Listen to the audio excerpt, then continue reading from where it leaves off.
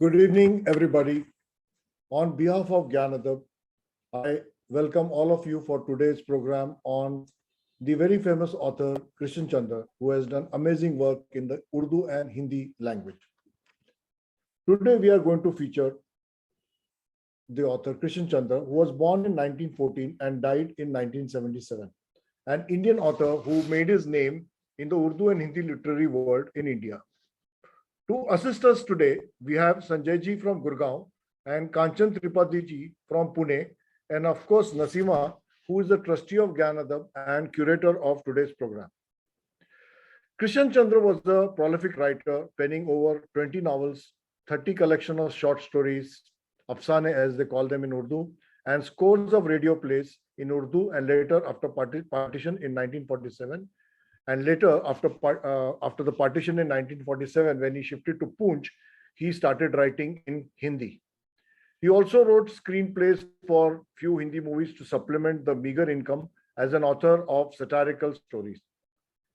His famous novel, Ek Gadhe Ki Sarguzasht, in Autobiography of a Donkey, has been translated in 16 Indian languages, including English and some international ones. India is a country which, despite more than 70 years of independence, continues to be in a state of continuous development, what we call in business language, work in progress. Our country is always work in progress. Poverty, disparity in income, unemployment, social divide in the caste system, much improved today than what it was 40 years ago. Krishan Chandra wrote in a simple, easy to understand Urdu and later in Hindi. His satirical short stories were very light and very thought-provoking and inspiring even today in the year 2021.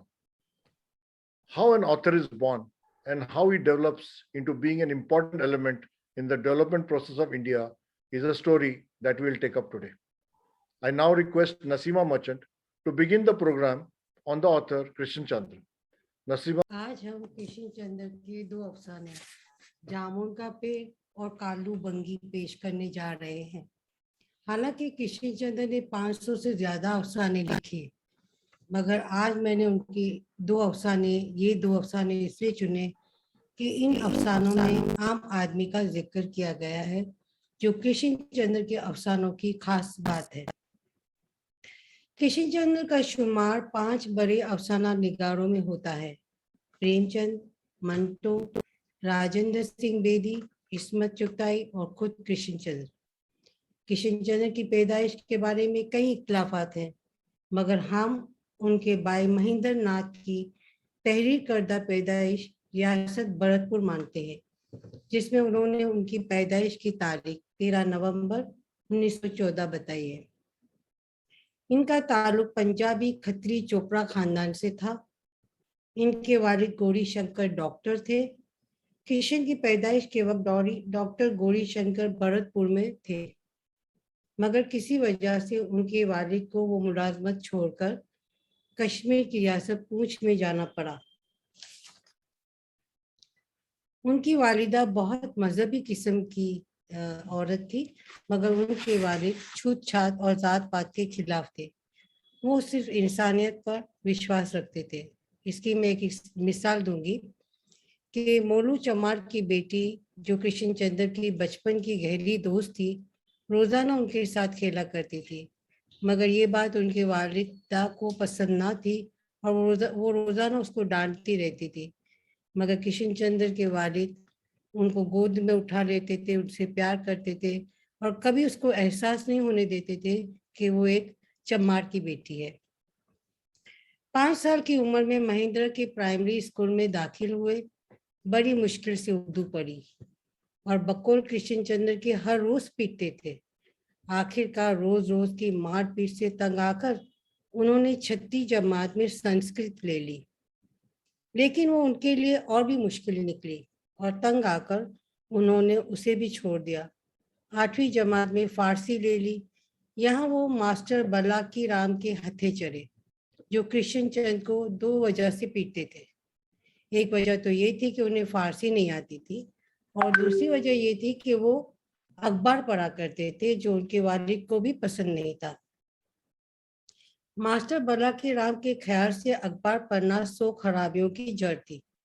Master बलाकी Ram की मुसलसल मारपीट से तंग आकर किशन चंद्र ने एक तंजिया मजमून mister Blaikie लिखा, जिसमें उनका मजाक उड़ाया गया था। और ये मजमून उन्होंने दिल्ली के मशहूर अखबार रियासत में छपने के लिए भेज दिया, और जैसा का वैसा छप गया और बहुत मकबूल भी हुआ। बाद में जब उनके वालिद साहब को पता चला तो उनको बहुत डांटा, इसलिए उन्होंने फिर मजमून लिखना छोड़ दिया। ये मजमून उन्होंने 10वीं जमात पास करने के बाद यानी 1929 में लिखा था। किशन चंद्र को शुरू से ही शेर व शायरी का बहुत शौक था, और उनके एक मास्टर थे दयानाथ, जो इलाके के वाहिद शायर थे जो ग्रामर पढ़ाते थे।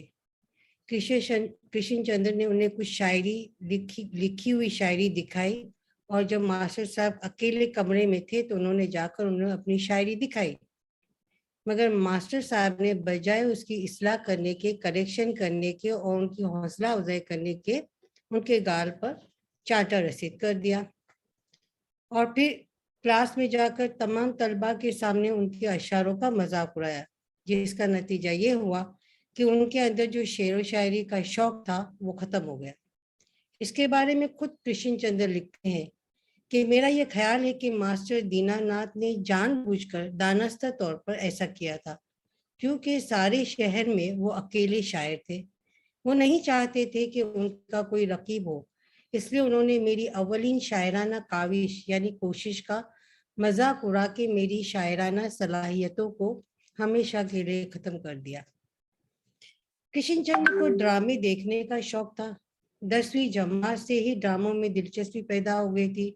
घर से झूठ बोलकर वो ड्रामा देखने जाया करते थे। ड्रामों में काम करने का भी उन्हें बहुत शौक था। खेलकूद के अलावा ड्रामों में हिस्सा भी लेते थे। एक बार उन्होंने महाभारत में अर्जुन का पार्ट बड़ी खूबी से अदा किया था। उनके वालिद की ख्वाहिश थी कि वो उनके जैसे डॉक्टर बने।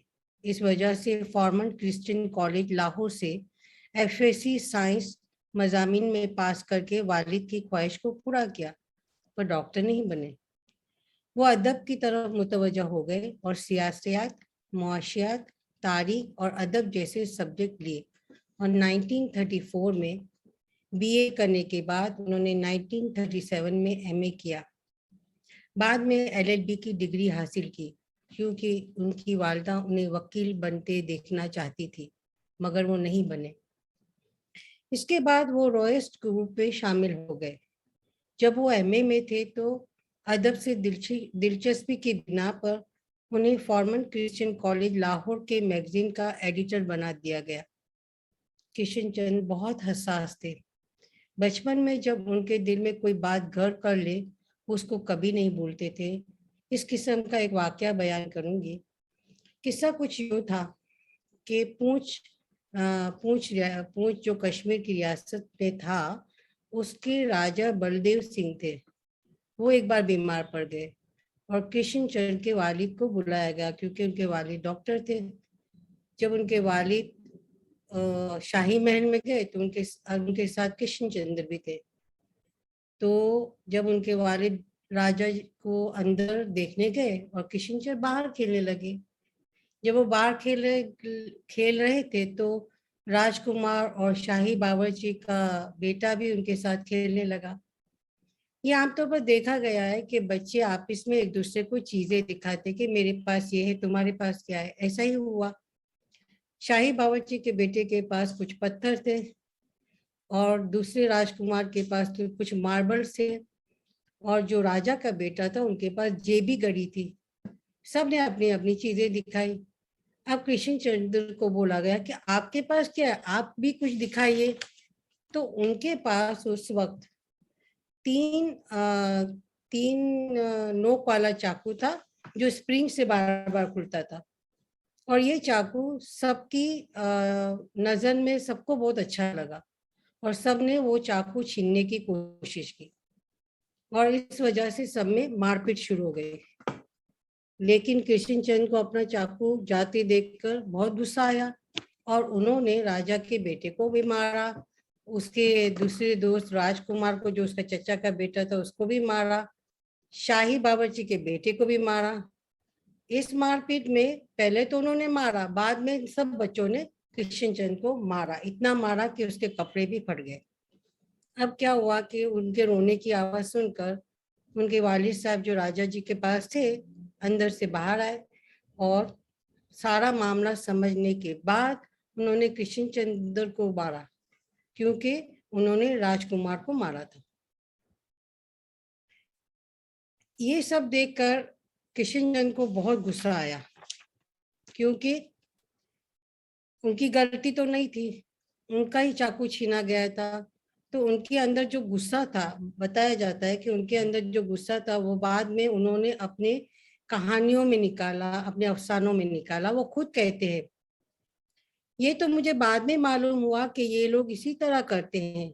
सफेद हथनी वाला चाकू हो, हसीन लड़की हो, जरखेज जमीन का टुकड़ा हो, सब इसी तरह हथियार लेते हैं, फिर वापस नहीं करते। इसी तरह जागीरें चलती है। मगर अच्छा नहीं किया इन लोगों ने, 2 आने के चाकू के लिए मुझे अपना दुश्मन बना लिया। वो सफेद चाकू आज तक मेरे दिल में खुबा हुआ है। इस तरह मैंने जो भी लिखा, इस सफेद चाकू को पाने के लिए लिखा। किशन चंद्र को बचपन से ही किताबें पढ़ने का बहुत शौक था। जब वो तीसरी जमात में थे तो उन्होंने सबसे पहले जो अदबी किताब पढ़ी थी वो अलिफ लैला का उर्दू में तर्जुमा था। किशन के वालिद को उनकी अदबी किताबें पढ़ने और रिसाइल पढ़ने पर कोई एतराज नहीं था, मगर उनकी वालदा को एतराज रहता था, वो पसंद नहीं करती थी। मगर अलिफ लैला के तर्जुमे पढ़ने के बाद उनको कहानियां पढ़ने में दिलचस्पी पैदा हुई।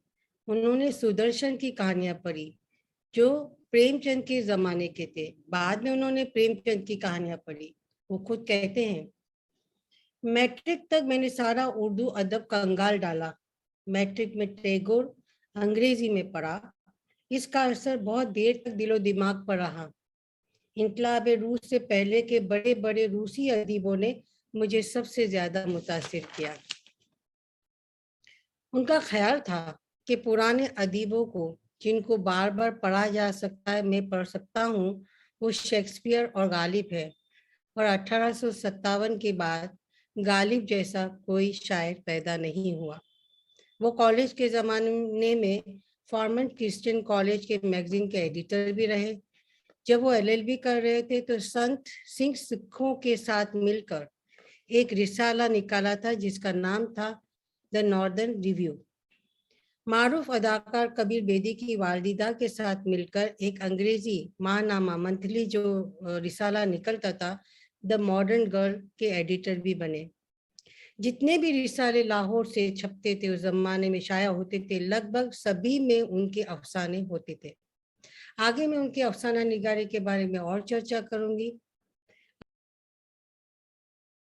अब आप पहले जामुन का पेड़। अभी हम इनवाइट करेंगे संजय जी को कि आप जामुन का पेड़ ये अफसाना हमें सुनाएं।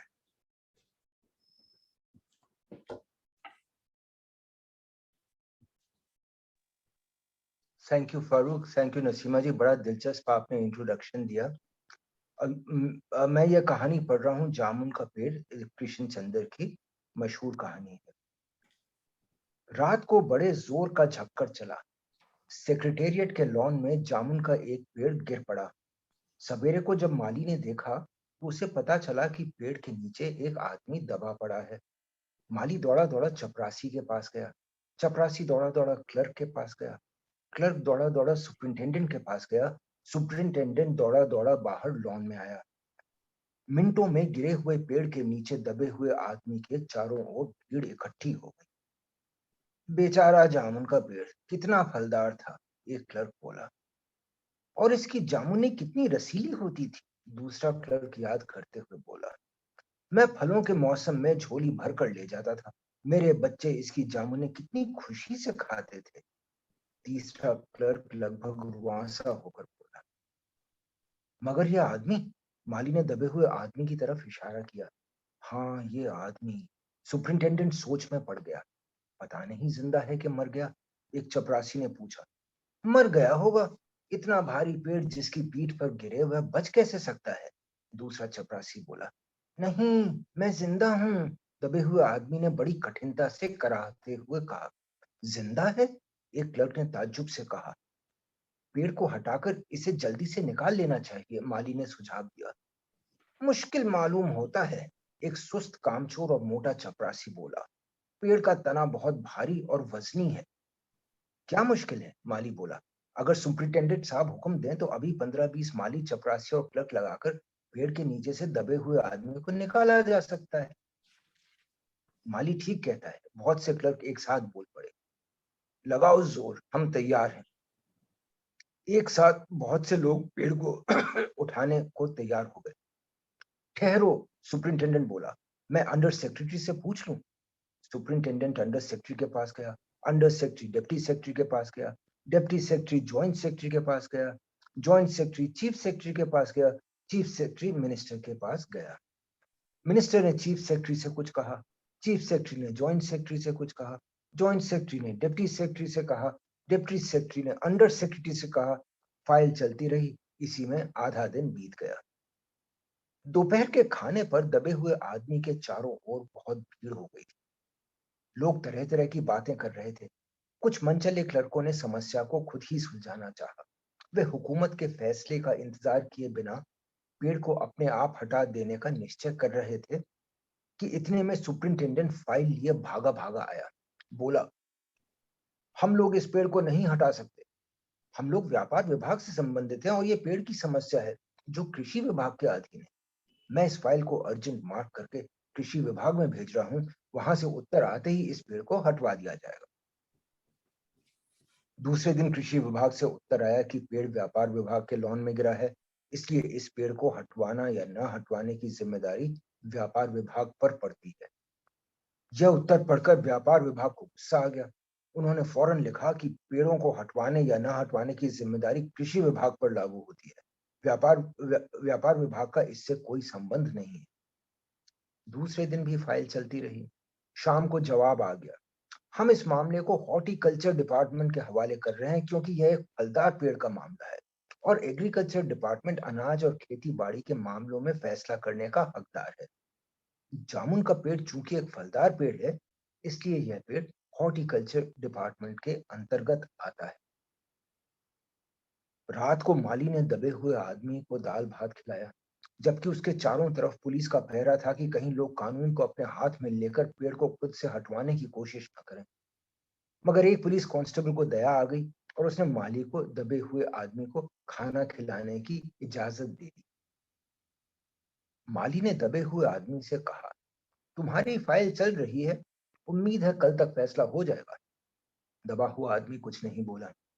माली ने पेड़ के तने को ध्यान से देखकर कहा, अच्छा हुआ कि तना तुम्हारे कूल्हे पर गिरा, अगर कमर पर गिरता तो रीढ़ की हड्डी टूट जाती।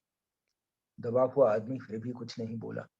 माली ने फिर कहा, तुम्हारा यहाँ कोई वारिस है तो मुझे उसका अता पता बताओ, मैं उन्हें खबर देने की कोशिश करूंगा। मैं लावारिस हूं, दबे हुए आदमी ने बड़े मुश्किल से कहा। माली खेद प्रकट करता हुआ वहां से हट गया। तीसरे दिन हॉर्टिकल्चर डिपार्टमेंट से जवाब आ गया। बड़ा कड़ा जवाब था और व्यंग्यपूर्ण। हॉर्टिकल्चर डिपार्टमेंट का सेक्रेटरी साहित्य प्रेमी आदमी जान पड़ता था। उसने लिखा था, आश्चर्य है, इस समय जब हम पेड़ लगाओ स्कीम ऊंचे स्तर पर चला रहे हैं, हमारे देश में ऐसे सरकारी अफसर मौजूद हैं जो पेड़ों को काटने का सुझाव देते हैं, और वह भी एक फलदार पेड़ को, और वह भी जामुन के पेड़ को जिसके फल जनता बड़े चाव से खाती है। हमारा विभाग किसी हालत में इस फलदार वृक्ष को काटने की इजाजत नहीं दे सकता। अब क्या किया जाए? इस पर एक मंचले ने कहा, अगर पेड़ काटा नहीं जा सकता तो इस आदमी को ही काट कर निकाल लिया जाए। यह देखिए, उस आदमी ने इशारे से बताया, अगर इस आदमी को ठीक बीच में से यानी धड़ से काटा जाए तो आधा आदमी इधर से निकल जाएगा, आधा आदमी उधर से बाहर आ जाएगा और पेड़ वहीं का वहीं रहेगा। मगर इस तरह तो मैं मर जाऊंगा, दबे हुए आदमी ने आपत्ति प्रकट करते हुए कहा। यह भी ठीक कहता है, एक क्लर्क बोला। आदमी को काटने वाली युक्ति प्रस्तुत करने वाले ने भरपूर विरोध किया। आप जानते नहीं हैं, आजकल प्लास्टिक सर्जरी कितनी उन्नति कर चुकी है। मैं तो समझता हूं अगर इस आदमी को बीच में से काट कर निकाल लिया जाए तो प्लास्टिक सर्जरी से धड़ के स्थान से इस आदमी को फिर से जोड़ा जा सकता है। इस बार फाइल को मेडिकल डिपार्टमेंट में भेज दिया गया। मेडिकल डिपार्टमेंट ने फौरन एक्शन लिया और जिस दिन फाइल उनके विभाग में पहुंची उसके दूसरे ही दिन उन्होंने अपने विभाग का सबसे योग्य प्लास्टिक सर्जन छानबीन के लिए भेज दिया। सर्जन ने दबे हुए आदमी को अच्छी तरह टटोलकर उसका स्वास्थ्य देखकर, खून का दबाव देखा, नाड़ी की गति को परखा, दिल और फेफड़ों की जांच करके रिपोर्ट भेज दी कि इस आदमी का प्लास्टिक ऑपरेशन तो हो सकता है और ऑपरेशन सफल भी होगा, मगर आदमी मर जाएगा। इसलिए यह फैसला भी रद्द कर दिया गया। रात को माली ने दबे हुए आदमी के मुंह में खिचड़ी डालते हुए उसे बताया कि अब मामला ऊपर चला गया है। सुना है कल सेक्रेटेरिएट के सारे सेक्रेटरियों की मीटिंग होगी जिसमें तुम्हारा केस रखा जाएगा। उम्मीद है सब काम ठीक हो जाएगा। दबा हुआ आदमी एक आह भरकर बोला, ये तो माना था कि तगाफुल न करोगे, लेकिन खाक हो जाएंगे हम तुमको खबर होने तक। माली ने अचंभे से मुंह में उंगली दबा ली और चकित भाव से बोला, क्या तुम शायर हो? दबे हुए आदमी ने धीरे से सिर हिला दिया। दूसरे दिन माली ने चपरासी को बताया। चपरासी ने क्लर्क को, क्लर्क ने हेड क्लर्क को। थोड़ी ही देर में सेक्रेटेरिएट में यह अफवाह फैल गई कि दबा हुआ आदमी शायर है। बस फिर क्या था, लोगों का झुंड शायर को देखने के लिए उमड़ पड़ा। इसकी चर्चा शहर में फैल गई और शाम तक गली गली से शायर जमा होने शुरू हो। सेक्रेटेरिएट का लॉन भांति भांति के कवियों से भर गया और दबे हुए आदमी के चारों ओर कवि सम्मेलन का सा वातावरण उत्पन्न हो गया। सेक्रेटेरिएट के कई क्लर्क और अंडर सेक्रेटरी तक जिन्हें साहित्य और कविता से लगाव था और रुक गए। कुछ शायर दबे हुए आदमी को अपनी कविताएं और दोहे सुनाने लगे। कई क्लर्क उसको अपनी कविता पर आलोचना करने को मजबूर करने लगे।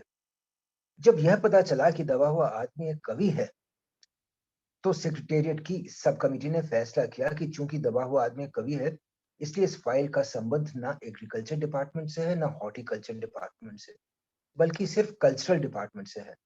कल्चरल डिपार्टमेंट से अनुरोध किया गया कि जल्द से जल्द मामले का फैसला करके अभागे कवि को इस फलदार पेड़ से छुटकारा दिलाया जाए। फाइल कल्चरल डिपार्टमेंट के अनेक विभागों से गुजरती हुई साहित्य अकादमी के सेक्रेटरी के पास पहुंची। बेचारा सेक्रेटरी उसी समय अपनी गाड़ी में सवार होकर सेक्रेटेरिएट तक पहुंचा और दबे हुए आदमी से इंटरव्यू लेने लगा। तुम कवि हो? उसने पूछा। जी हाँ, दबे हुए आदमी ने जवाब दिया। किस उपनाम से शोभित हो? ओस। ओस? सेक्रेटरी जोर से चीखा। क्या तुम वही ओस हो जिसका गद्य संग्रह ओस के फूल अभी हाल ही में प्रकाशित हुआ है? दबे हुए कवि ने हुंकार में सिर हिलाया। क्या तुम हमारी अकादमी के मेंबर हो? सेक्रेटरी ने पूछा। नहीं। आश्चर्य है, सेक्रेटरी जोर से चीखा। इतना बड़ा कवि, ओस के फूल का लेखक और हमारी अकादमी का मेंबर नहीं है? उफ, कैसी भूल हो गई हमसे। कितना बड़ा कवि और कैसी अंधेरी गुमनामी में दबा पड़ा है। गुमनामी में नहीं, एक पेड़ के नीचे दबा हूं। कृपया मुझे इस पेड़ के नीचे से निकालिए। अभी बंदोबस्त करता हूँ, सेक्रेटरी फौरन बोला और फौरन उसने अपने विभाग में रिपोर्ट। दूसरे दिन सेक्रेटरी भागा भागा कवि के पास आया और बोला, मुबारक हो, मिठाई खिलाओ। हमारी हमारी सरकारी साहित्य अकादमी ने तुम्हें अपनी केंद्रीय शाखा का मेंबर चुन लिया है। यह लो चुनाव पत्र। मगर मुझे इस पेड़ के नीचे से तो निकालो, दबे हुए आदमी ने कराह कर कहा। उसकी सांस बड़ी मुश्किल से चल रही थी और उसकी आंखों से मालूम होता था कि वह घोर पीड़ा और दुख में पड़ा है।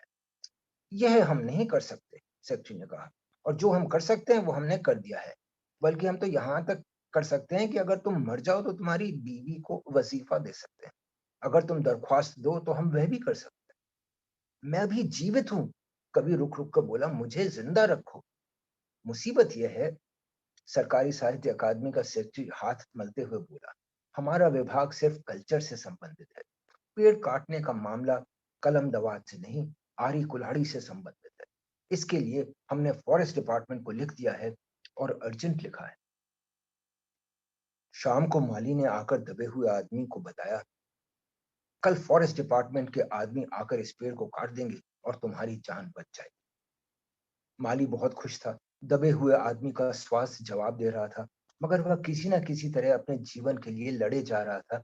कल सवेरे तक किसी न किसी तरह उसे जीवित रहना है। दूसरे दिन जब फॉरेस्ट डिपार्टमेंट के आदमी आरी कुल्हाड़ी लेकर पहुंचे तो उनको पेड़ काटने से रोक दिया गया। मालूम हुआ कि विदेश विभाग से हुक्म आया है कि इस पेड़ को न काटा जाए। कारण यह था कि इस पेड़ को 10 साल पहले पीटोनिया राज्य के प्रधानमंत्री ने सेक्रेटेरिएट के लॉन में लगाया था। अब अगर यह पेड़ काटा गया तो इस बात का काफी अंदेशा था कि पीटोनिया सरकार से हमारे संबंध सदा के लिए बिगड़ जाएंगे। मगर एक आदमी की जान का सवाल है, एक क्लर्क चिल्लाया। दूसरी ओर 2 राज्यों के संबंधों का सवाल है, दूसरे क्लर्क ने पहले क्लर्क को समझाया। और यह भी तो समझो कि पीटोनिया सरकार ने हमारे राज्य को कितनी सहायता दी है। क्या हम उनकी मित्रता की खातिर एक आदमी के जीवन का भी बलिदान नहीं कर सकते? कवि को मर जाना चाहिए, निस्संदेह। अंडर सेक्रेटरी ने सुपरिंटेंडेंट को बताया, आज सवेरे प्रधानमंत्री दौरे से वापस आ गए हैं। आज 4 बजे विदेश विभाग इस पेड़ की फाइल उनके सामने पेश करेगा। जो वो फैसला देंगे वही सबको स्वीकार होगा। शाम के 5 बजे स्वयं सुपरिंटेंडेंट कवि की फाइल लेकर उनके पास आया। सुनते हो? आते ही वह खुशी से फाइल को हिलाते हुए चिल्लाया, प्रधानमंत्री ने इस पेड़ को काटने का हुक्म दे दिया है और इस घटना की सारी अंतर्राष्ट्रीय जिम्मेदारी अपने सिर ले ली है। कल यह पेड़ काट दिया जाएगा और तुम इस संकट से छुटकारा हासिल करोगे। सुनते हो? आज तुम्हारी फाइल पूर्ण हो गई। मगर कवि का हाथ ठंडा था, आंखों की पुतलियां निर्जीव और चींटियों की एक लंबी कतार उसके मुंह में जा रही। उसके जीवन की फाइल भी पूर्ण हो चुकी। Thank you. Excellent Sanjay ji, आपने बहुत अच्छी चीज है, and it was so, I mean, it is so enlightening to see the beautiful story written by Kishan Chandra. It's a beautiful story, no doubt. As a, और आम आदमी की जिंदगी सरकारी फाइलों में क्या वक्त रखती है, ये भी दिखाती है कहानी। मुझे लगता है कि 2-3 चीजें मैंने लिखी हुई है ये स्टोरी के ऊपर। एक ये है कि डेफिनेटली जैसा कांचन जी ने बोला कि ब्यूरोक्रेसी इतना स्लो है and many times red tapism में आम आदमी फंस जाता है। ये तो ऑब्वियस है, ये स्टोरी में आज भी होता है। सिंबॉलिक था, पेड़ के नीचे दबा हुआ है। दिस वाज सिंबॉलिक, वो पेड़ के नीचे दबा है। मुझे वो स्टोरी लिखते समय शुरू में ये बताता है कि ये आदमी क्या कोई नहीं है, अकेला आदमी है। फिर आस्ते से ऑथर ये बताता है कि ये कवि है, ये पोएट है। एक्चुअली उनके खुद की जिंदगी से शायद रिलेशनशिप था कि लिटरेरी पीपल जो लिखते हैं, लेखक है, पोएट है, ये नॉर्मली ज्यादा पैसा नहीं कमाते। उनके always they are always hand to mouth. That was one indication he put when he said कि जब जामुन पेड़ जो इतना बड़ा है उसके नीचे कवि है, फिर भी किसी को कुछ उनके ऊपर दया नहीं आई, but they just wanted to take advantage कि वो पोएट है, उससे कुछ सुनाया जाए, कुछ सुन लिया जाए। इसमें एक जो बात आती है कि मैं सोचता हूँ कि अगर ये घटना आज के टाइम पे होती, 2021 में होती, और सचिवालय चुना है, he has chosen that the jamun ka ped will fall in the sachivalay, not in ordinary garden or in a this, but in a sachivalay where the whole people around it are the bureaucrats. Now suppose ये आज होता तो सब अपने TV channel, सब ये आज तक, रिपब्लिक टीवी, सोनी, सब आके बड़े बड़े van with satellite antennas would be around that secretariat, and I can well imagine one reporter going down on his knees and asking questions to this. सुनो viewers, हमने पहली खबर लाई है, ये जो गिरा हुआ आदमी है ये शायर है और ये शायर बहुत फेमस शायर है। You know, they would have, you can also imagine the strong debates that would happen in the TV. The nation wants to know and all that thing would have happened. Hindi में, तेलुगु में, तमिल में, अके India में होता, पर कोई वो आदमी को नहीं बचाता, गिरा हुआ जो आदमी झाड़ के नीचे। एनीवे, थोड़ी देर के बाद वो आदमी को हम लोग सबको एक वो देता है कि वो आदमी गुजर गया। प्राइम मिनिस्टर का परमिशन है, पर फिर भी आदमी गुजर गया। मैं जो सुनने वालों को एक छोटी सी आइडिया देता हूँ कि ये सपोज ये एक इंसान नहीं होता और ये गाय होती, Holi cow under the tree, तो क्या होता? सेकेंड थिंग इज, अगर ये इंसान शायर नहीं होता बट एक पॉलिटिशियन होता, और अगर ये फेमस पॉलिटिशियन होता, इलेक्टेड मेंबर ऑफ पार्लियामेंट में होता, तो how the bureaucracy would have handled? और for example, he could have been a Bollywood hero, And to make it more interesting, a Bollywood heroine, the society would have handled. So it's a story of hypocrisy. It's a story of the disdainment or the apathy of the bureaucracy. And the sad part is that few years back, this story which formed as a Kanchanji, you are a teacher, you used to teach this story in school, right? And yes. and ये syllabus से निकाला गया है. कोई तो भी province में से ये कोई तो भी किसी ने PIL दर्ज किया रहेगा और उन्होंने ये स्टोरी सिलेबस से ही निकाल दी. And why was this story removed from the CBC? Was the story so disturbing to the bureaucrats? It's a beautiful satire. ये beautiful satire है सरकारी महकमे के कामकाज के तरीके पर. तो इसलिए हो सकता है किसी को बहुत टच किया हो कि तो ऐसा ही रहा होगा, उसने हटाई होगी. जो लोग थे जो आए थे देखने के लिए, जो लोग ने उसे शायरी सुना, ये they were the human beings ना. Human beings को भी कुछ नहीं सूझा. I mean, you can imagine that normal life में भी जब एक accident होता है तो normally many people just go by, they don't stop. You understand? There are many people who won't take responsibility. क्या मैं responsibility लेता हूँ. This is the sense which even normal people in normal world, normal life do not. This is also a fact, ना कांचन जी. बिल्कुल सही रहा, सही बात. तो अभी हम हमारे प्रोग्राम के सेकंड पार्ट पे जाते हैं. अभी मैं रिक्वेस्ट करता हूँ नसीमा जी को कि आगे प्रोग्राम को ले जाएं और let us see what she has in store for us. एक मिनट.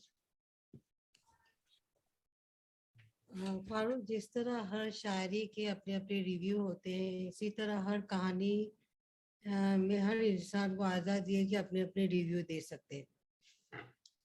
मैं कृष्ण चंद की अफसाना निगारी को आगे बढ़ाती हूँ. वो एक बेहतरीन अफसाना निगार थे. प्रेमचंद ने ज्यादातर देहात पर लिखा था क्योंकि वो देहाती जिंदगी से वाकिफ थे. कृष्ण चंद ने शहरी जिंदगी गुजारी तो उन्होंने शहरी जिंदगी पर और उसकी आसपास की जिंदगी पर अफसाने लिखे. न सिर्फ अफसाने, नॉवल भी लिखे, मज़ामिन भी लिखे, ड्रामे भी लिखे और रिपोर्टाज भी थे. मगर उनकी जो पहचान थी वो एज ए अफसाना निगार की थी. इनके लिखने का तरीका अलग था. जब कोई कहानी का प्लॉट उनको सूझता था तो उनके बुनियादी ख्याल यानी बेसिक थॉट को वो लिखकर महफूज कर लेते थे ताकि ऐसा ना हो कि वो जहन से उतर जाए. इसी तरह उन्हें प्लॉट सूझते रहते थे और जब कहानी लिख चुके थे तो उसके बेसिक थॉट को अपनी फहरिस्त से निकाल लेते थे. इस मकसद के लिए उन्होंने एक रजिस्टर भी बनाया था. जब उनके इंतकाल के बाद उस रजिस्टर को देखा गया तो उसमें 100 बुनियादी ख्यालात अभी भी मौजूद थे, बेसिक थॉट मौजूद थे. और अगर जिंदगी वफा करती तो 100 अफसाने और बन जाते.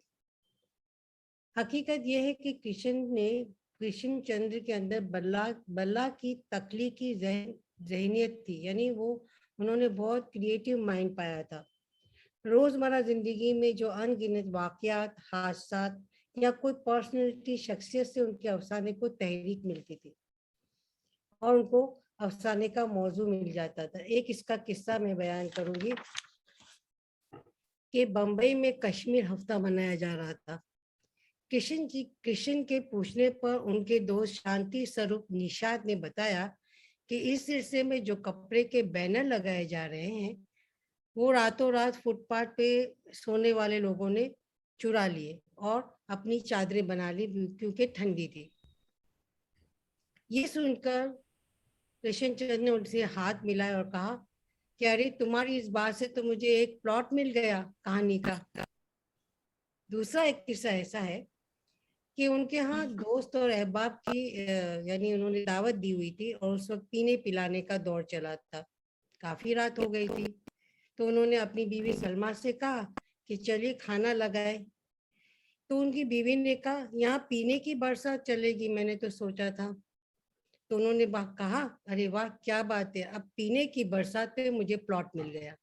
तो इस तरह वो प्लॉट ले लेते थे और मामूली बातों में भी अपने लिए काम की बात निकाल लेते थे. उन्हें कहानी के लिए तन्हाई की जरूरत होती थी और एक हसीन सूरत की तलाश रहती थी ख्यालों में. ये तो हम सब जानते हैं कि वो हुस्न परस्त थे. खूबसूरती उन्हें जहनी तौर पर मुतासिर करती थी. उनका एक वाकया ऐसा है कि एक बार वो अस्पताल में थे, उन्हें दिल का दौरा पड़ा था।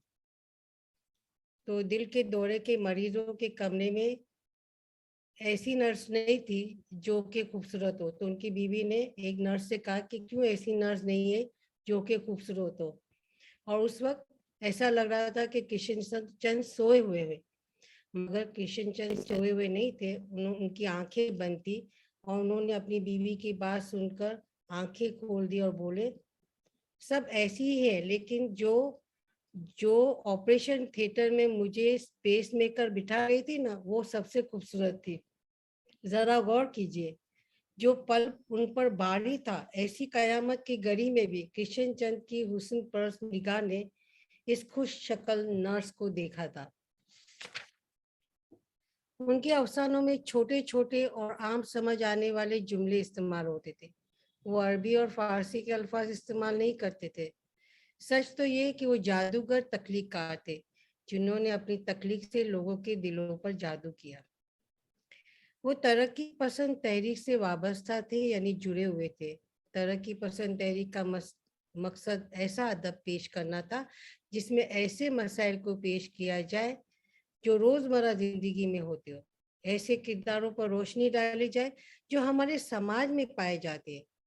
तरक्की पसंद तहरीक के जेर असर मजदूरों, किसानों, मजदूर तबके के लोगों के दुख दर्द को अदब में जगह देना था, ताकि आम आवाम उनके मसाइल को समझ सके, जहाँ सब इंसान बराबर हो और सबको फलने फूलने का बराबर मौका मिले।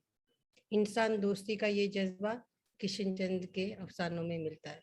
वो जब भी अफसाने लिखते, हर जबान के मुंशी तर्जुमे के लिए बाहर रहते थे, जिनको वो अफसाना दे देते थे और वो इन अफसानों का तर्जुमा करते थे। उनका एक नावल एक औरत हजार दीवाने का तर्जुमा फारसी में हुआ है। एक दिलबर और हजार दिल बागता इसका तर्जुमा चीनी जबान में हुआ है।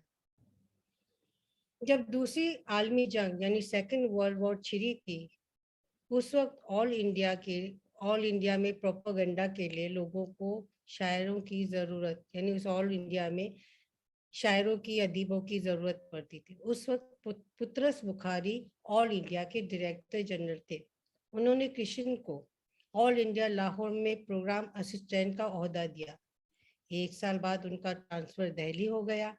यहाँ उनकी मुलाकात सादत हसन मंटो से हुई, जो अफसाना निगार थे। तो उनकी तवज्जो फिल्मी कहानियों की जानिब हुई, क्योंकि मंटो उस जमाने में फिल्मी दुनिया से वाबस्ता थे और दोनों अच्छे खासे दोस्त बन गए। एक वाकया यहाँ भी बयान करूंगी कि किशन और मंटो को अपने लिए ऊनी सूट सिलवाने का शौक चला, लेकिन दोनों की जेबें खाली थी। मंटो के कहने पर दोनों ने मिलकर एक कहानी बंजारा नाम की लिखी और कहानी का मसूदा उस जमाने के मशहूर प्रोड्यूसर जगत नारायण के पास ले गए। कहानी सेठ को पसंद तो आई और वो खरीदने के लिए तैयार भी थे, मगर उस कहानी में कुछ तब्दीली करनी थी। जो मैनेजर था उसको बुरा बताया गया था, मगर सेठ चाहते थे कि वो मैनेजर को अच्छा बताए, इससे मजदूरों पर अच्छा असर पड़ेगा। तो मंटो मान गए। किशन चंद्र को हैरत हुई कि मंटो कैसे मान गए। ये तो वही मंटो है जो अपनी कहानी का एक लफ्ज भी बदलता नहीं है। तो जब वो सेठ जी के पास से वापस आए तो उन्होंने मंटो से कहा, आपने ऐसा क्यों किया? मंटो ने जवाब दिया, भाई ये अदब नहीं है, ये फिल्म है। जो पढ़े लिखे जहन और अदब शनास किस्म के लोगों के हाथ में नहीं है, इसलिए तब्दीली जरूरी है। और किसी भी कैरेक्टर को अच्छा बुरा बनाना हमारे बाएं हाथ का काम है। अदब की खिदमत करो और फिल्म से रुपया कमाओ। इस तरह कहानी बिक गई। उन्हें 500 रुपये मिले। उन्होंने दोनों ने बांट लिए और सूट बनवाए। इससे ये भी समझता है कि किशन चंद को अच्छे लिबास जेब तन करने का बहुत शौक था।